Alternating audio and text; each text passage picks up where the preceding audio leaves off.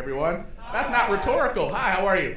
My name is Shawn Taylor. Some of you may have read my stuff from thenerdsofcolor.org, Ebony Magazine, New York Times, all the yada, yada, yada, yada, yada.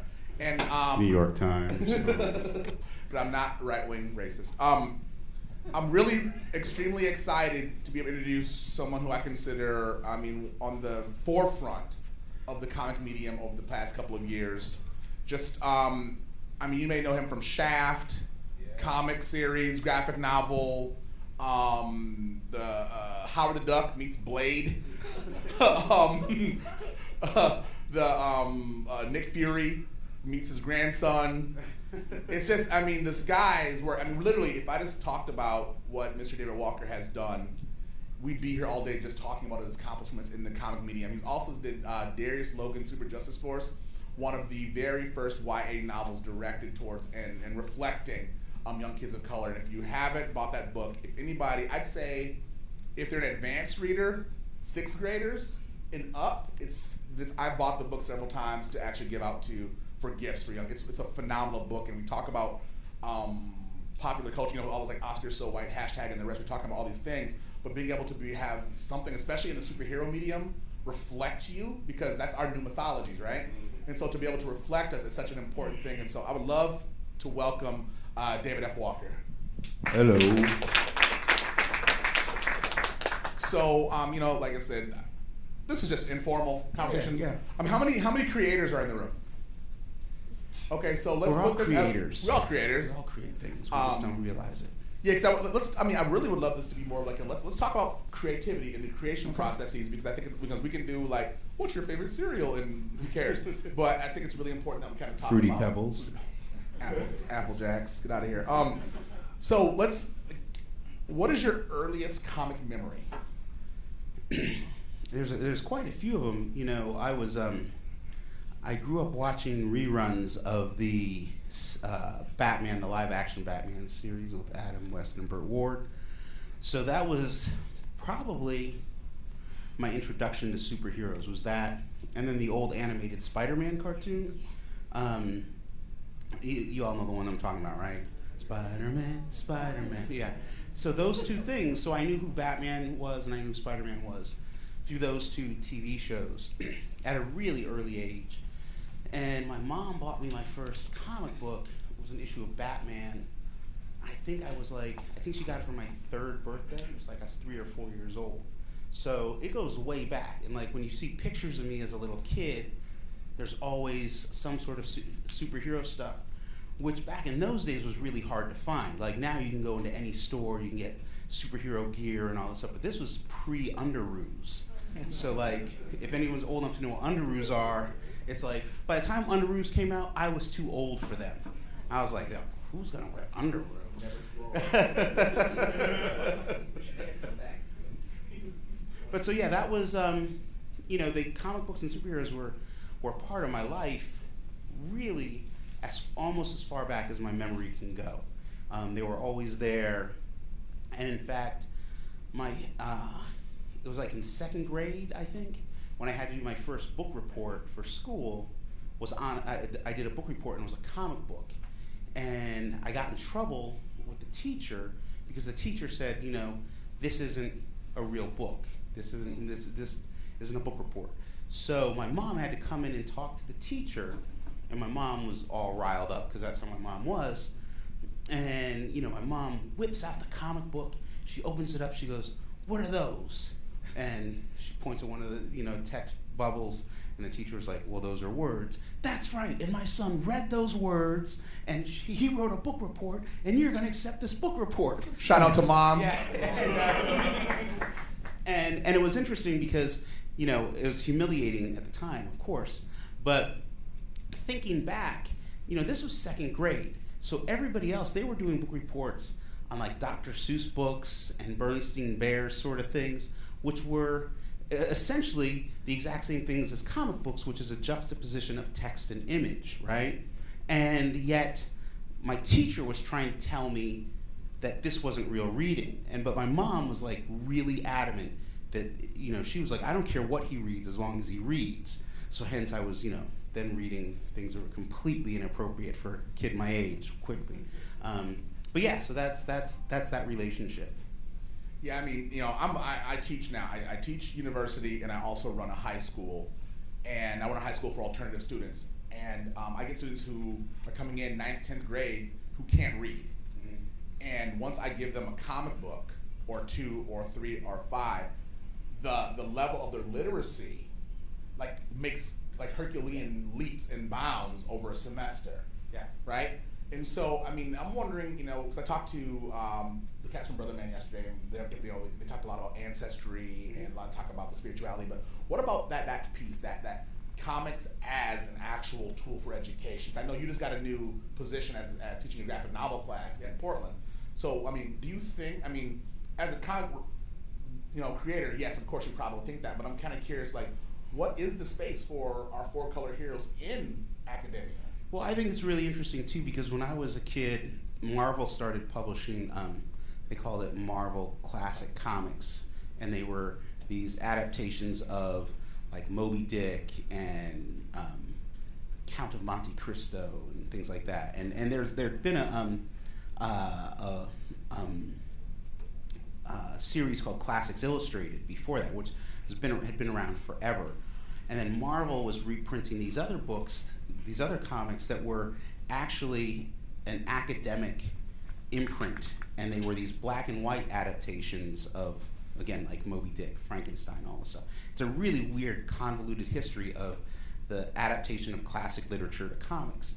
But so my mom's first started buying me the Marvel Classic Comics, but by the time we got to 6th grade, in my 6th grade classroom, there was a set of all these books. There's probably about 30 of them. They were these little black and white books, and in the back of the books, they had a lesson plan with like a quiz.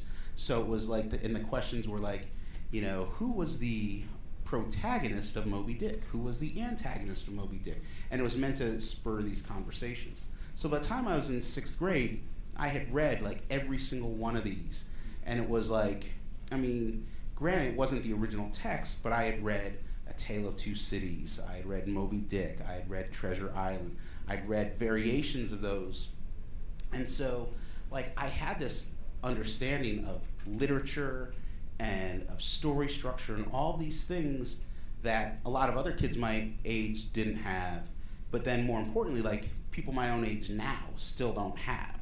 And so it was really interesting to me. So, like, when we talk about comics and comics as a use as an educational tool, that's one of the things that I go back to is like, yeah, you know, like every single book that you're supposed to have read, like I still haven't read most of them, but I've read the comics version. I've actually never read The Three Musketeers, even though I should have, but I've read every comic version of The Three Musketeers, you know, and you know, Dumas, he was pretty dope. So I'm watching the language because I see there's some young folks back there, so.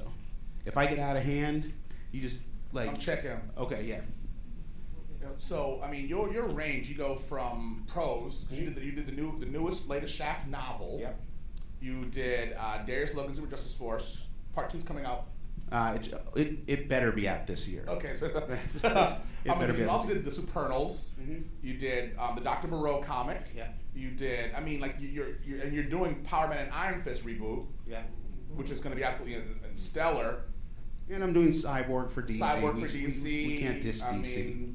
It's like, but your range is just over the place. I mean, from superhero to adventure stories to, you know, martial arts exploitation. Also, if you don't know him, but he's the bad A mofo, who's basically the heavyweight champion now of black exploitation film knowledge. That, I mean, it's amazing. So, like, how do you? I mean, for me, I do 3 things well, and I get confused, and I get like, but you span so many different mediums, so many different styles. Like, well, right now my socks don't match, and I haven't put my laundry away in weeks. My checkbook isn't balanced. Do you want me? I mean, I could go down the list of all of those things. I've always had a wide range of interests, and so and if we had forever, I could sort of map out like this sort of autobiographical exploration. But a lot of my interests, like with blaxploitation, and even like kung fu movies, stuff like that, like blaxploitation movies, the interest in that really sprang from an interest in like just blackness. And we were joking around. I was in New York on Saturday, and I was just sort of holding court on being light skinned versus dark skinned, and I was like, the problem with all of us light-skinned Negroes is we got to work so much harder to prove how black we really are. And so you're in 5th grade and you're reading, The Soul of Black Folks because you're being quizzed by everyone at school. They're like, you're not really black, Well, W.E.B. Du Bois says I am, and and so it was like a lot of these things were like these interests that I had, but it was also just trying to understand more about our history and how we are viewed on multiple levels. Pop culture is one of the main driving factors, especially in this day and age and in the 20th century. Pop culture really helps to set up how we are viewed, even if that's not necessarily a true representation. Yeah, I've always thought that pop culture was the B side of religion. All of the dogma, but none of the inquisitions, right? And there's just something about how powerful popular culture is. Yeah. But I mean, a lot of your work kind of subverts like traditional popular culture.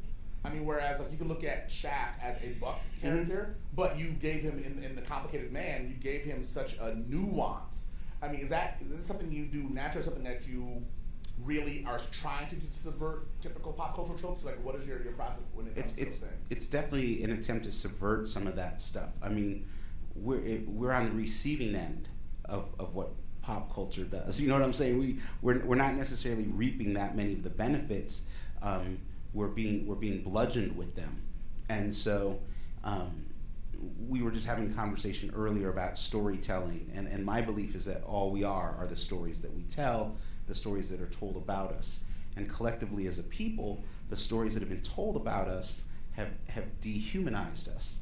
And so the work that I'm trying to do is trying to restore some of that humanity, which is, it's funny, but it's not. It's more like tragic when, people were saying to me, especially about Shaft, they were like, wow, there's something really odd about this book. I can't quite put my finger on what it is. And I was like, he's got humanity, and they were like, oh, that's what it is. There's depth there. Yeah, but when you're deprived of it for so long, and in so many iterations of mass media, that even we ourselves tend to lose sight of that, and we begin to act out, and we begin to create, and so it's for me it's this constant struggle, and when I'm working with like some of the editors that I'm working with, I'm trying to explain to them, look, I can't write for every single black person in America,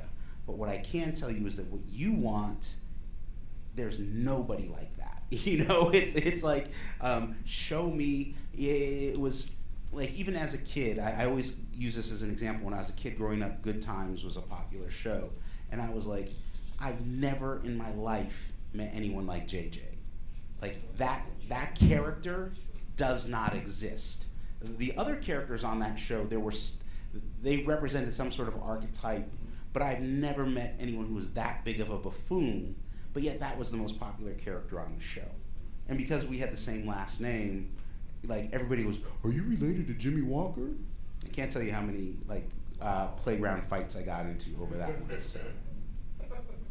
I mean, Grant Morrison, heavyweight champion of the weird in comics, really said something interesting, that like the comics are modern day cave paintings. Yes. And that just other people just come by and touch up the paint every so often to do that. I mean, how do you see your work in that mythic spectrum? I mean, do you expect people to come behind you and do a Shaft, come behind you to do a Cyborg, pass off Darius Logan, or are those kind of like one and done, your stamp and it's over?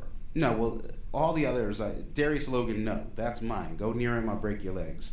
But the other characters, yeah, but more importantly, I'd love to see people come along and create other characters and work on either established characters or create their own, because we are talking about the new mythology, right? It's a new version of the same old story, and mythology is humanity's way of attempting to explain their role in the universe, their relationship to their environment, to their gods, to all these things. And that's all we're doing.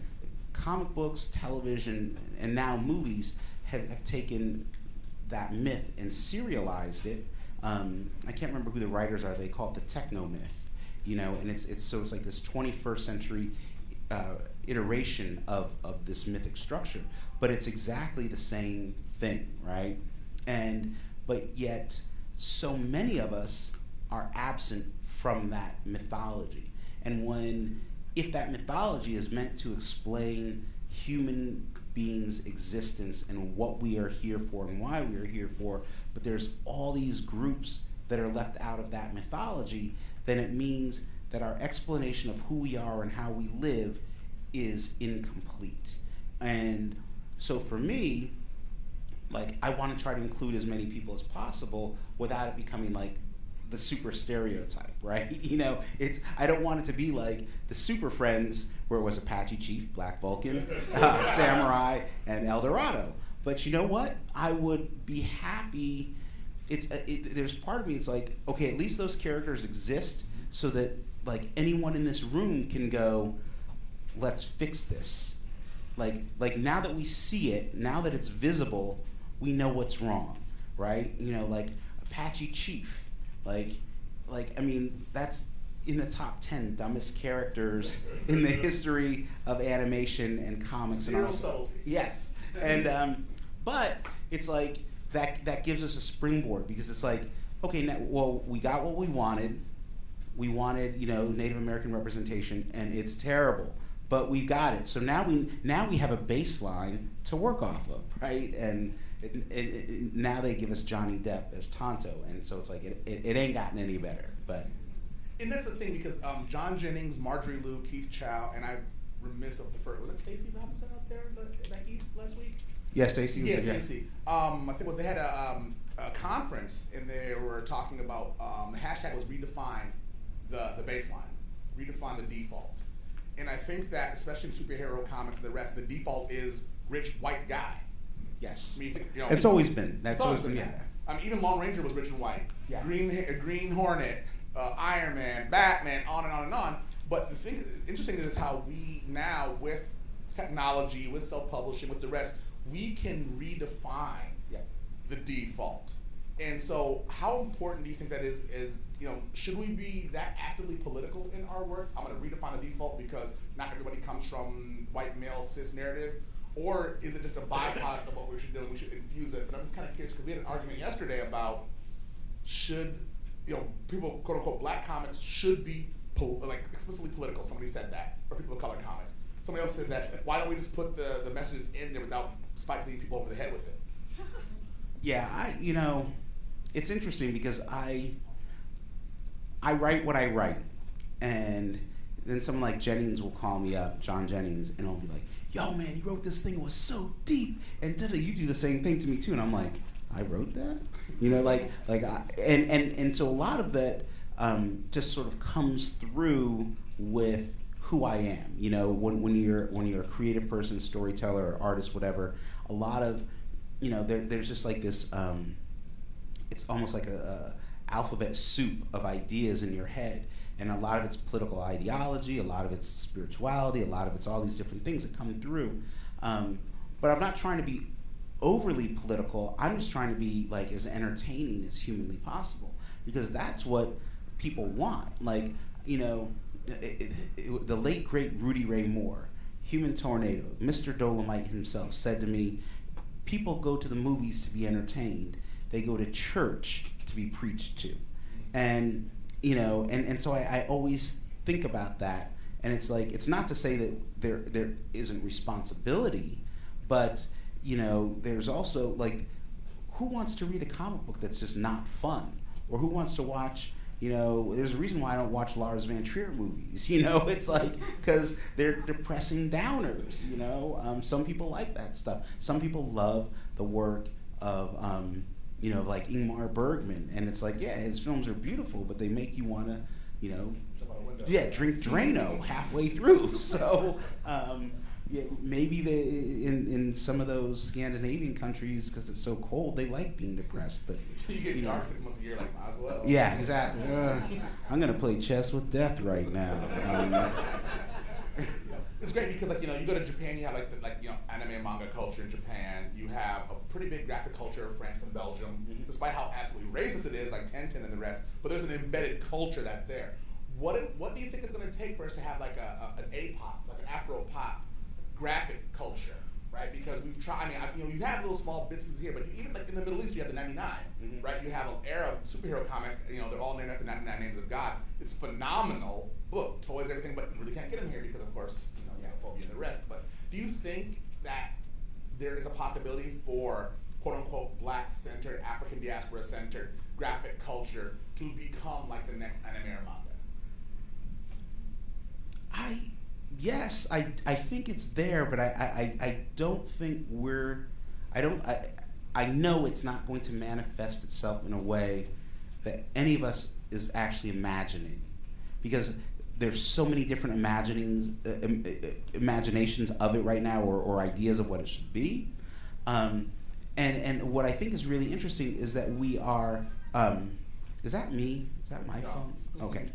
Because I can't, it's this new phone. I don't recognize it. Anyway, going back to that, I think that we're in, creatively, artistically, especially within the world of comics, graphic novels, whatever you want to call it, for people of color and for women, and for, how about this, for anyone who's underrepresented by the American comic book industry. We are at a time, yes, that's everybody. We're at this incredibly crucial time, and I think like a lot of us can't see it. We were having this conversation last night, and it was kind of, some of us were being really bold and evocative, and we were talking about the Harlem Renaissance, and we were talking about the birth of hip hop, and I'm one of those people who believes that we're actually in one of those moments right now. And that it all depends on where we go with it, what we do with it, and the problem, I feel, part of the problem is that in this day and age of technology, which has leveled the playing field, and everybody who has an opinion considers themselves to be an actual critic, is that we don't necessarily have, like film had some like Pauline Kael, right? We don't necessarily, I'm not saying we don't have anybody like that, because I see one of them typing away in the audience right now, and there's cats like Joe Illidge or Son of Baldwin or the Nerds of Color folks,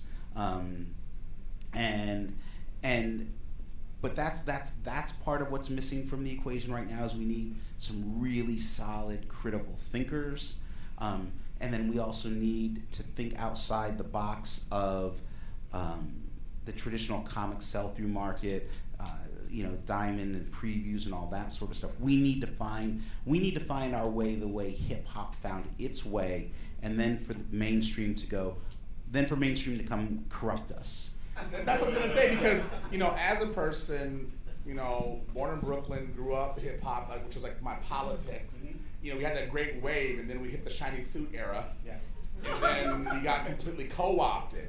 And that's been my fear about this new comic movement, is that it's kind of like a Native American cat who has his dad's stuff in the closet, but then goes to the museum to pay to go watch it in a cage. And that's what I'm concerned about, that we're going to be buying our culture back from corporate entities, like we've done with hip hop a lot of the times. And so how do we put up a puffy barrier? Like how do we do that so we don't get co-opted? Well, look, if we do it right, we're going to get co-opted and corrupted. It's going to happen, and there's nothing wrong with that, and then there's everything wrong with that. The key is what do we do beyond that? It's the same thing like with hip hop. There is what is being sold to us by the mainstream music industry, but then there's all kinds of underground stuff. Like in terms of hip hop, I'm listening to this cat Superman, this Native American dude out of Montana, right? And he's like, he is it. It's like I don't listen to anything else right now. He's but there's always going to be people who they're hungry and the first thing they do is look for McDonald's. You know what I'm saying? There's always going to be people who want to watch a movie and the first thing they're going to do is look for the Disney logo or the Pixar logo. But then there's going to be other people who are going to be like, you know, hey, I'm hungry, I'm in San Francisco, I've never been here before, you know, hey, Shawn, you know, what's the best joint in San Francisco to go, you know, go get some food? If you say McDonald's, I'm going to hang up on you, you know? So the key is it's almost like we want to get to the point where they want to, you know, co-opt us. And then there can be a group of us, you know, who you know, either younger or more radical that are like, I don't want to be part of this. I want to cook. Yeah. I ain't about the restaurant, I want to cook. But look at my man's shirt right there. I don't even point at you, bro, but he has the high-row shirt on. Yeah. There was a time from, say, 88 to about 98 where everything existed at the same time. I could go Young TV Raps, and I could watch Paris, King Son, Lakim Shabazz, NWA, De La Soul, Tribe Called Quest, MC Light, and then all the same hour. Mm-hmm. Now it's just like we are relegated, quote unquote, underground again. Like we have to go dig now for quality when quality used to just be in abundance and floating around the atmosphere. So I'm just wondering, how do we keep what's now underground and preferable? Like for me, like the best hip hop album in the past 3-4 years is Roots Manure from England. Like the most phenomenal lyrics, everything. Brother Ali, those two cats are killing it. But how do we make sure that doesn't get subsumed by the mainstream? How do we make sure that we keep that accessible? Because not everybody's gonna have the tools or the knowledge or even the drive sometimes to dig, right? Oh man. And I expect you to solve this right now. Just take your vitamins, kids, and say your prayers at night. And I think it's what it is that you realize you might be fighting a losing battle, but you never stop fighting. And I was in Washington, D.C. several months back. I was having basically the same conversation, except it was more political. And we were talking about Black Lives Matter, and we were talking about just that dialogue that's going on all the time. And there's some of us that are just tired of having to explain what seems like the most basic, fundamental things about oppression and representation. And it's like, it's something that, you know, I've been talking about for decades now, and I don't want to have the conversation ever again. And my friend Reverend Jim said this to me, and Reverend Jim is literally a reverend, and he's from like South Carolina. He says, David, let me tell you something. The truth is always new to someone. And I was like, damn you, you know? I was like, okay. And so the truth is always new to someone, and there's always going to be a sense of discovery. And so like the event that we're doing, you know, BCAF going on across the way, and the event that we just did in Harlem, it's like, you know, every young person who came by, who picked up a comic book and saw themselves on the cover of a comic book for the first time, like, I can't take that for granted. You can't take that for granted. I want to be mad about the fact that there's kids that are 10, 11, 12 years old that have never read a comic, that, you know, never picked up a book with a, you know, a person of color as a lead character. And I am mad about that, but then I'm equally ecstatic that it's just happened. And it's like, it's about learning to live your life with that sense of balance, because the rage will kill you. You know, the rage will, like, I have high blood pressure, you know. We could sit back and compare numbers later on. You know what I'm saying? I'm like at that point in my life where it's like, yo, how high are you? You know? But then I can have these moments where I can, like, the funniest thing happened to me in Harlem, and I know we got to wrap this up soon, right? At least a couple of audience questions. But when we were in Harlem the other day, it was interesting because Jennings was there, and there was like, for Harlem, there was an amazing amount of white people at the event this year. Would you agree with me, John? Yeah, I agree. And this 8-year-old kid was standing by my table, this white kid, 8-year-old white kid, and there was a guy dressed up as Black Panther. And the kid's like, oh my God, there's Black Panther. And his like mom or someone goes, yeah, that's a really cool costume. And this kid, this white kid goes, no, I think that's the Black Panther. That's what I'm talking about. That's what I'm talking about. And I was like, yo, you know, it was equally as amazing as, you know, the 8-year-old, 9-year-old black kid who walks up and sees Cyborg and it's like, this is so cool. And he looks at me and I say, yeah, no, I wrote that. And then he's like, you wrote this, you know, and these are the moments that we live for, because you know it has to be. We also have to get to a point where it's not just like the black kids that are getting excited about it, but it's the white kids that are like, man, I can't wait to see Black Panther. If we all went to go see E.T., y'all can all go buy Cyborg. Yeah. I mean, like, because there's nothing more white than a Spielbergian teenage movie.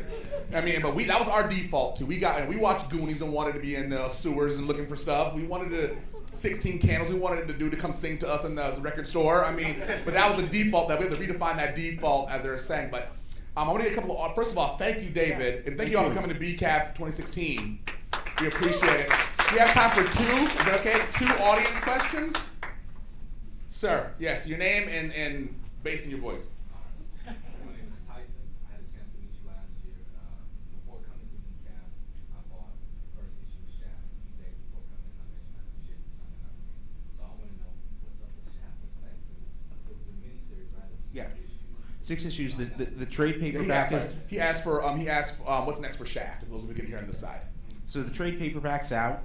Next month, the first issue of the sequel of the next miniseries. It's called Shaft: Imitation of Life.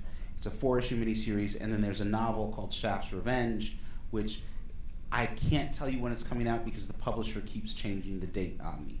But it's written. I wrote it. I think they're stalling because they owe me a final check when the book comes out. This is what I think it comes down to. But yes. So. You have a question? Oh, you know what? We're going to talk after this, but you're going to sit down and have a conversation. You drink coffee? Okay, because we're going to have a conversation.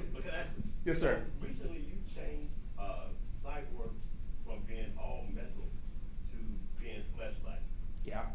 Was that your idea, or was that DC's idea? I don't believe that DC. That's right. It was my idea, and what thank you. What I wanted to do was I wanted to put him into a situation where the more human he appears, the less certain he is of his humanity, because he's not sure. His technology's evolved to such a point where he used to be able to say, yeah, I'm 73.2% machine and the rest is human, and now he doesn't know. And so I was trying to put him into a place of uncertainty that so many of us are in, where when we're in our home, we feel safe, but when we go outside, we're a born suspect. And DC doesn't appreciate it, and but the thing is that I was able to do something, and so when I'm off the book and have walked away from it, which will be fairly soon, there'll be no denying what I did, you know, and it's not my character, so I have no ownership of it. But you redefined the default. You Yes, made the guy who had basically zero interiority, zero, private organ. I mean, like we had literally like the most cipherous black guy ever turn him into a human, which had never happened in, what is he, 44, 47 years old? Cyborg is maybe more than that? 47 years old, came out in 1980, yeah. Yeah, so like he's... Or 37. Yeah. No, 80, I think no. Yeah, whenever he came out, but it's the most human he's ever been. And so thank you for that. Thank you for number 13. If you haven't got number 13, get that up. It's the most amazing book that you'll read. It's kind of sad. It's really a heartbreaking book. But thank you all for coming to BCAF2016. You can come by my table, by the way. This table's in the other room. Afterwards. Most of the talks, the rest of the afternoon will be in this room. There'll be about a 10 to 11 minute break between each talk. So please come back. 5-minute break between each. 5-minute break. So please come back. Please come support. Thank you. Please support the vendors. Support the entire NorcalMLK Festival. Once again, thank you all for coming. Appreciate it. Thank you.